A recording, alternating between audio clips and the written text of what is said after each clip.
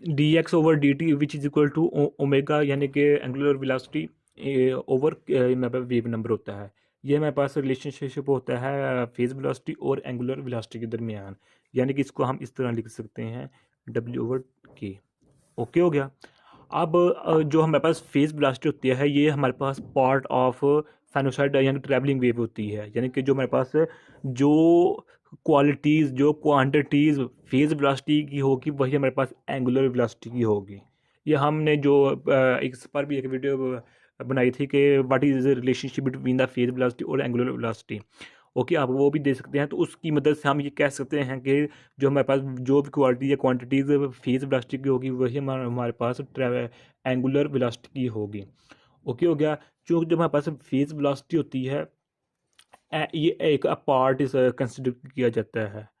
Okay, यानी कि मिसाल के तौर पर अगर हम ट्रैवलिंग वेव का वेव वेलोसिटी निकालें तो जो वेव वेलोसिटी की जो भी रिजल्ट निकलेगा वो वही हमारे पास एंगुलर वेलोसिटी का रिजल्ट निकलेगा। यानी कि हम कह सकते हैं कि क्या ये कह सकते हैं from phase velocity and group velocity we can say that group velocity, यानी कि group wave has same result as wave has result from phase velocity and group velocity. From phase velocity and group velocity we can say that group velocity mean group wave has same result as phase wave has result। Okay हो गया। तो अब हम अगर कुछ phase velocity लिखना चाहें मुख्तलिफ मीडियम्स के लिए, मुख्तलिफ इसकी एग्जांपल लेना चाहें फेज वेलोसिटी की, तो वो हम ले सकते हैं।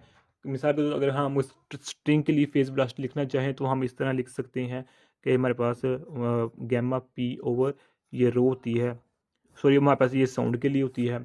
ओके हो गया।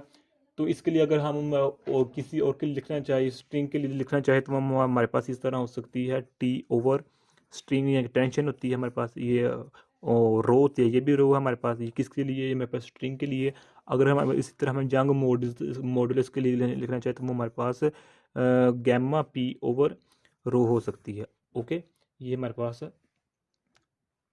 ये फेज वेलोसिटी है फॉर डिफरेंट मीडियम्स के लिए हो सकती है। ओके, अब हम यहाँ के जनरल फार्मूला यूज़ करते हैं जो कि हम केमिस्ट्री में भी इसको स्टडी करते हैं। P V is equal to N R T. अब इसकी वैल्यू यहाँ हम यहाँ से पी की वैल्यू लेंगे और पी की वैल्यू को हम साउंड की फेज वेलोसिटी के फार्मूले में इसको पुट करेंगे। तो हम इसको देखेंगे क्या क्या हमें इसमें यानी कि मालूमात होती है travelling waves in infinite continuous medium में। ओके, तो हमारे पास जिस तरह हम जानते हैं कि n equal to M over M होता है, यानी कि ये मैस होता है, ये मोलर मैस होता है। इस हम इधर लिख दिया m ओवर m, ये मोलर मैस है, ये स्मॉल मैस मैस है, ये मोलर मैस है। और आर टी इधर से हमने p की वैल्यू ली तो ये एम वी होगा और ये आर टी ऐसा ही होगा। इधर p है और जो फेज वेलोसिटी हमने साउंड इसके लिए निकाली थी, जो फेज वेलोसिटी हमने हमने निकाली है फेज साउंड वेव के लिए, वो हमारे पास ये है गैमा पी ओवर रो। ओके, ये है। ओके हो गया। अब इसमें हम पी की वैल्यू पुट करते हैं। जब हम इसमें से पी की वैल्यू पुट करेंगे तो हमारे पास ये होगा M over large M R T, और ये हमारे पास होगा ये रो है, जिस रो की वैल्यू क्या है ये भी हमने डिस्कस किया हुआ है कि रो की वैल्यू हमारे पास होती है, रो की वैल्यू हमारे पास होती है एम और वी, ये रिलेशनशिप होता है रो के दरमियान। तो इधर हम वैल्यू पुट करेंगे एम वी, तो ये ऊपर वूल है। तो अब इसमें फिर इसको हम मॉडिफाई करते हैं, ये वाला एम ऊपर ही रहेगा, ये दोनों चीज़ें नीचे आ जाएंगी। ओके, तो ये एम ओवर वी है हमारे पास, ये आर टी है ऊपर का, ये अब वी से कैंसिल होगा, ये एम इस एम से कैंसिल होगा, तो हमारे पास gamma R T over molar mass आ जाएगा। ओके, और ये हमारे पास फेज वेलोसिटी है। अब ये हमारे पास जनरल फॉर्म आ चुकी है, यानी कि इस फॉर्म को हम देखकर मज़ीद बातें सीख सकते हैं। आर टी ओवर एम है, ये वुड स्केल, इसको हम इस तरह भी ले सकते हैं। ओके गया। अब इस इक्वेशन को देखें तो हमें कुछ बातें सीखने को मिलती हैं। फर्स्ट ऑफ ऑल देखें कि जो हमारे पास इस इक्वेशन से हम ये कंक्लूड निकालते हैं कि जो हमारे पास फेज़ वेलोसिटी है ये डायरेक्टली प्रोपोर्शन है स्क्वायर रूट ऑफ टेम्परेचर के। ओके हो गया। और सेकंड बात ये है कि ये इनवर्सली प्रोपोर्शन है टू मोलर मास के। ओके हो गया। ये जो फेज़ वेलोसिटी है फॉर साउंड वेव के लिए वो directly proportional square root of temperature और inversely proportional square root of molar mass के हो गया। और हम ये भी जानते हैं कि speed of sound does not depend, ये डिपेंड नहीं करती प्रेशर और एज वेल एज डेंसिटी पर। ओके, तो इसलिए टेम्परेचर पर और मोलर मास पर जो स्पीड ऑफ साउंड होगी वो इस रिलेशन से हम निकाल कर यही कह सकते हैं कि इसकी स्पीड डिपेंड करेगी टेम्परेचर पर और मोलर मास पर स्क्वायर रूट के। ओके हो गया।